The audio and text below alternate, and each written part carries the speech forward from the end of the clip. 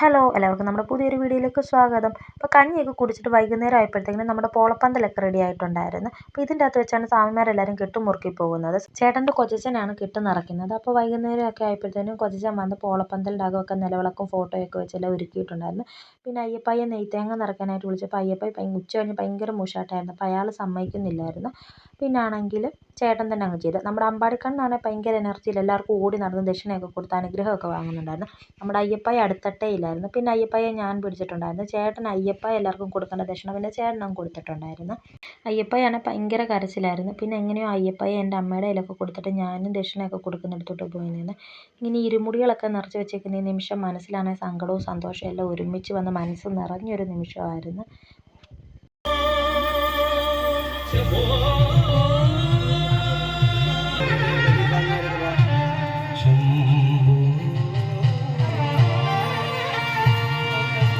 നമ്മുടെ അയ്യപ്പയ്യെ ശബരിമലയിൽ കൊണ്ടുപോകണമെന്ന് ഞങ്ങൾ ഒത്തിരി ആഗ്രഹിച്ചിട്ടുള്ളതായിരുന്നു. അപ്പോൾ ആ ഒരു നിമിഷം എത്തിയപ്പോൾ ഞങ്ങളുടെ തന്നെ സന്തോഷം കൊണ്ടോ സങ്കടം കൊണ്ടാണോ എന്നറിയില്ല, കണ്ണുകളിങ്ങനെ നിറഞ്ഞൊഴുകുന്നുണ്ടായിരുന്നു.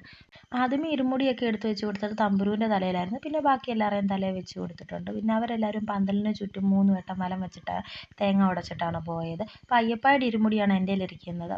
ചേട്ടനും കുഞ്ഞുങ്ങളും പിന്നെ എൻ്റെ അച്ഛനും അച്ഛൻ്റെ കൂട്ടുകാരനും ചേട്ടൻ്റെ ഒരു കൂട്ടുകാരനും ചേട്ടൻ്റെ കൊച്ചച്ഛനും എല്ലാവരും കൂടിയിട്ടാണ് ശബരിമലയിൽ പോയിട്ടുള്ളത്. അങ്ങനെ നമ്മുടെ അയ്യപ്പായി ശബരിമലയിലേക്ക് പോയി. അപ്പോൾ ഇഷ്ടപ്പെടുകയാണെങ്കിൽ സബ്സ്ക്രൈബ് ചെയ്ത് കൂടെ കൂടണേ.